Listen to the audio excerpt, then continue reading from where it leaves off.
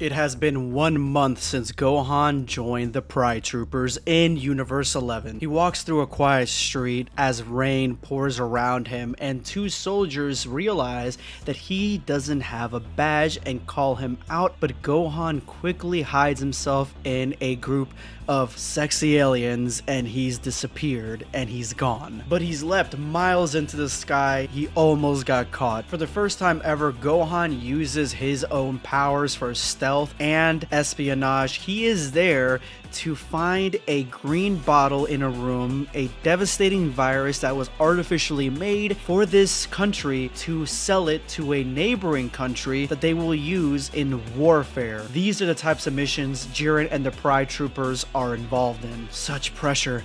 If I miss, countries and even a whole continent may suffer. I'll only have one chance. Let's go. But when Gohan enters the room, he stops a meeting of nefarious intent. When asked why Gohan is there, Gohan quickly jumps into character. I am a financial controller and I come to do a financial audit. Quickly realizing that the bottled virus is actually right there to his right and they may be in the middle of trying to sell it. Dad, what would you do in my place? Hi, Gohan. Need some advice, right? Yeah. Well, if I were you, I'd evaluate the power of my opponents so as to defeat the strongest first so that the others would leave without worrying about the bottle. I should have known. Thanks, Dad. You're welcome, son. I hope I could help you. And with that, Goku actually gives Gohan some solid advice. But in that moment, Gohan absolutely does not take it and instead throws a flash grenade in the middle of the meeting, grabbing the virus, running off because he did not mean to hurt anyone in this mission. Running through the building, Gohan tries to memorize the layout that he previously looked at before the mission, trying to figure out exactly how to get out with the villains and security on his tail. But unfortunately for him, he was caught like a mouse in a trap. Jiren and the Pride Troopers are waiting patiently for Gohan, but they have not heard back from him for 30 minutes, and so they don't know exactly what's going on in there, and they need to act quickly. If they have to, they will intervene in this mission, and that is when we get our first real close-up of the gruesomeness that Belmont has to go through to get back to tip-top fighting shape. Remember, Belmont sacrificed himself, giving up his God of Destruction powers to Topo, and so he was supposed to die, but was saved by Margarita. Now he is here trying to recuperate his strength, and this is what he looks like a month later. On planet Crepe, Goten and Trunks go at it in their training to get stronger in order to defeat the evil angels. Goten, focus, your hand was off. Let's do it again. Okay. Focus, Goten. What's that thick, warm feeling? Get in touch with yourself, of course. Where am I? What's that, a door? What's behind it? He told us to face our demons. Is there a connection? I feel a pressure. Goten, 3, 2... Goten, 3, 2, 1. Wait, Trunks! I saw a door there in my head. What are you talking about? Are you kidding me? Don't know. And Whis doesn't enlighten us further. I see.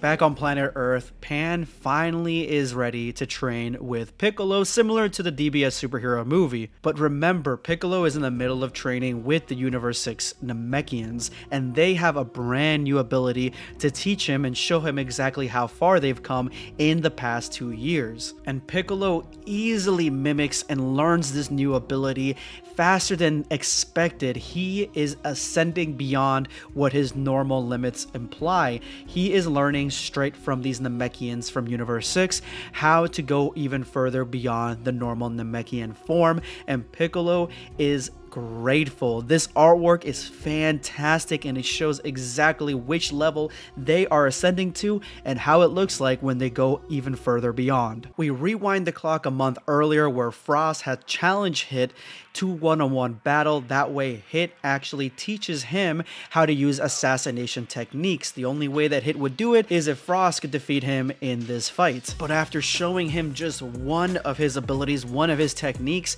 it seems to be far too too much for Frost. It literally caves this dude's chest in, and we actually find out a little bit more about his ability, the one that's the insta-kill. It looks like this ability is Hit actually grabbing onto his opponent's heart and making it burst. But despite all odds, Frost actually resists this death blow and pulls back. This in and of itself is actually really surprising. Hit is shocked that Frost could have handled this ability without succumbing and dying right there and then, as Frost takes pleasure in the fact that he actually won this bout.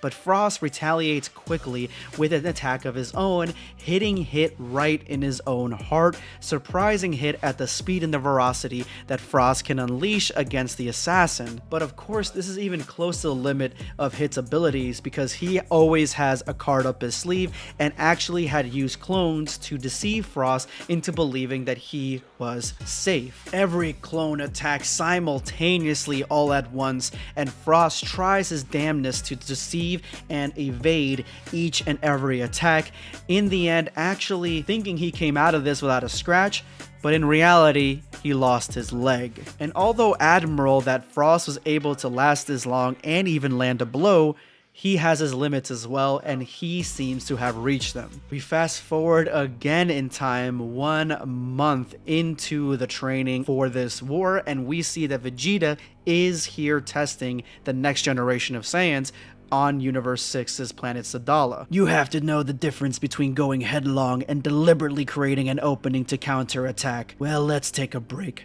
We'll be back in 10 minutes. They're really few. Thanks, Mr. Vegeta. Although there are not many of them, seeing them train fills me with pride. Vegeta checks up on the rest of the training as the command staff trains each individual Saiyan prodigy, as Caulifla learns not to just jump into any situation, and both Broly and Kale learn how to deal with their innermost power, more specifically Kale learning how to have confidence in her own abilities and learning how to use them well. And surprisingly, Cabba's lesson is that he lets himself get too worked up in his emotions and worked up into an outrage. He needs to think logically, with patience and bravery. That should take precedent over his own instincts, and that way he can be a better Saiyan in combat. This is something that I didn't see for Cabba, seeing as Cabba is kind of like very reserved and he really doesn't show much emotion. But if you think about it, every single time that Cabba has gone to Super Saiyan, it's because someone had triggered him into getting that response. So yeah, he does become emotional every once in a while. Seriously, what are you doing here? It's Vegeta who asked me to gather you here. I'll be brief. I've been among your groups today. Your respective admirals seem to have things to teach you. That's good. But as far as the fight is concerned, you're already far beyond them. Then we'll meet up every night to face each other. Draw your best forms. And with that, every Saiyan there transforms, except for Broly. Broly, take back that form you had during our previous fight, no matter how out of control you get. Since our fight, I have never taken this form again, and I have only vague memories of it. I see. Kale, you'll teach him. Perfect. But in the meantime, your Super Saiyan will do the trick. Are you ready?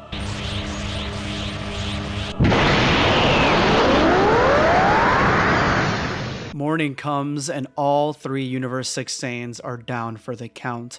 The only 2 standing are Vegeta and Broly. Caulifla realizes the extent of Broly's power, and so does Vegeta, surprisingly. He states that Broly actually has reached a level that he could never have imagined. This is something far beyond the level that they had in the fight with Broly on planet Earth so long ago.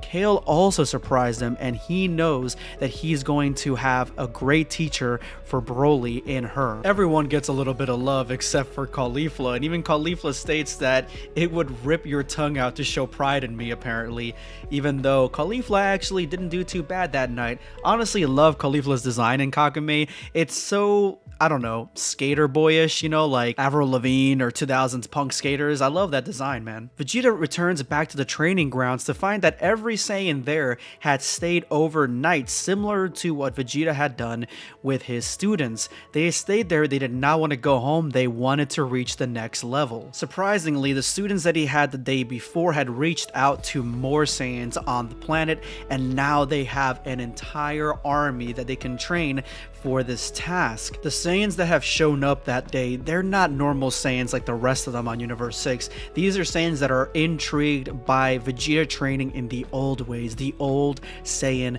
pride ways, and Vegeta realizes this and tells them, warns them even, that this training, it may certainly be your end. It may lead to your doom, and they have no other choice, no other options. They are willing to die for the fight that is to come. Vegeta finally has some true and real Saiyans coming voluntarily to fight along his side. In the end, we may well win this war, Kakarot. Waifu alert, we have a Saiyan waifu alert. It seems that Bulma has been spending time the last month in a household led by a Saiyan waifu. And when I tell you waifu, bro, check this cutie out, guys. She is fucking adorable. But through her, we find out one of the most interesting characteristics of Universe 6's planet Sadala, and that is that the Tuffles are a race that is on the planet. They live alongside the Saiyans, and she is actually married to one, meaning that her son is part Saiyan, part Tuffle, and the Tuffles seem to be an extremely smart and creative race compared to the Saiyans' more warlike nature, so he is a hybrid with the benefits of all sides. Bulma would love to meet her husband and the Tuffles, and that is when you find out that they actually built the technology, the expansive technology on the planet, and she is more than happy to bring her to them later on, and you get to see this awesome panel of the technology building that the Tuffles work out of. This is the highest technology in all of Universe 6. Yamcha, Krillin, and Tien have gone to planet Calumet to face off against the Trio de Dangers and train with them, seeing as how they were some of the best warriors in the Tournament of Power. Honestly, the best designed warriors in the Tournament of Power, in my opinion. But they don't know anything about a war, and that is because the atmosphere outside the planet is so dense. The actual message from the Grand Priest never got through, so they have no idea that there is a war, an upcoming war, that there's anything they need to be training about. They have no idea about any of this. But once explained, the fight is on, and they are ready to train these humans in the art style of their planet. Tien attacks. He actually ends up using After Image against Bergamo, using a little bit of that Earthling power against one of the trio. Krillin jumps in with Destructo Disc, but it is easily evaded, and that is when he goes to his most popular move, at least to me it's his most popular, and that is Solar Flare. Completely blinded, Yamcha goes into his signature move, Wolf Fang Fist, and attacks a blinded Bergamo 100%, but each hit he delivers actually makes Bergamo stronger. Remember, he gets bigger and bigger and bigger the more hits he takes. But before the werewolf comes down on poor little Yamcha, Tien comes in with a mighty kick, delivering it straight into Bergamo's jaw. But again, this is just making him stronger. This is the issue with facing this opponent in this way. They decide it is time for a beam struggle to show what the power of three combined Earthlings is against one of this race. The rest of the trio realize the power of these three Earthlings, that they are extremely promising because their unique and combined attacks are overwhelmingly positive, but individually their power is lacking. That's similar to what the Trio de Dangers are. That's why they were sent there to train with them, because the Trio de Dangers can show them the way. But just like the Saiyan fight, we cut straight to the ending of this, and the Earthlings actually got defeated because Bergamo had to go serious, and he actually almost forgot why he was here. He ended up ending their careers before they began, but the training has just begun, and that is the reason that they're there. In the same universe, the God of Destruction Sidra and Supreme Kai Ro, they scheme, and this scheme is actually found out by their angel attendant Mojito. Now, they don't explain to Mojito what this scheming possibly is, and Mojito says that he has his eye on them, but it is quite clear, given the environment, that more than likely they may be thinking of switching sides to the evil angels, leaving an open wound in the universe's defense forces, leaving its opening so that way the angels, when they return, they can easily conquer Universe 9. But the trio did Dangers feel that they can actually trust their god of destruction and their supreme Kai, which honestly, with history given, it's probably not the best move, and after some bonding between the Earthlings and the trio, Yamcha makes a declaration that they are fighting for Goku, and the spirit of Goku is forever entwined in their very being. And that is the end of this Dragon Ball Kakumei chapter. Subscribe for more content. Or perish.